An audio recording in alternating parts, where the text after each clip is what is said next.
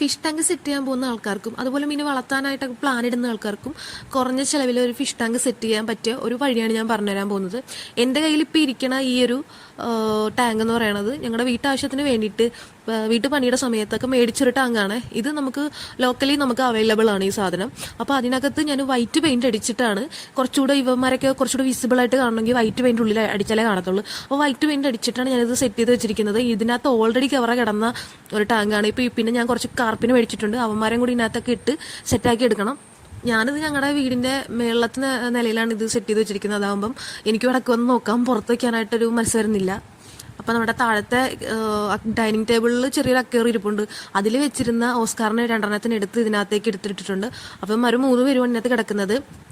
ആദ്യ ദിവസം ഈ ടാങ്കൊക്കെ ആയിട്ടൊന്ന് സെറ്റ് ചെയ്ത് വരണം. ആദ്യ ദിവസം അവർക്ക് ഭയങ്കര പേടിയായിരുന്നു, എല്ലാ അടിയിലിരിക്കുമായിരുന്നു. പിന്നെ പിറ്റേ ദിവസം രാവിലെ ഞാൻ എഴുന്നേറ്റ് നോക്കുമ്പോഴത്തേക്കും അവന്മാർ ഭയങ്കര ആക്റ്റീവായിരുന്നു.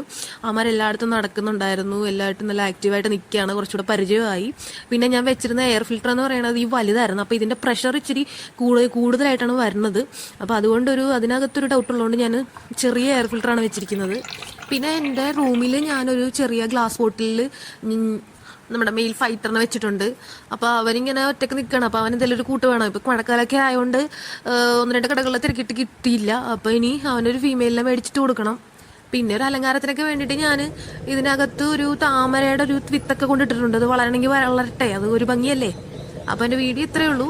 അപ്പോൾ എല്ലാവരും ഒന്ന് ഇങ്ങനെ ഈ ടാങ്കൊക്കെ സെറ്റ് ചെയ്യാൻ താല്പര്യപ്പെടുന്ന ആളുകളുണ്ടെങ്കിൽ ഇങ്ങനെ സെറ്റ് ചെയ്ത് നോക്കുക. അപ്പോൾ ഓക്കെ, ബൈ.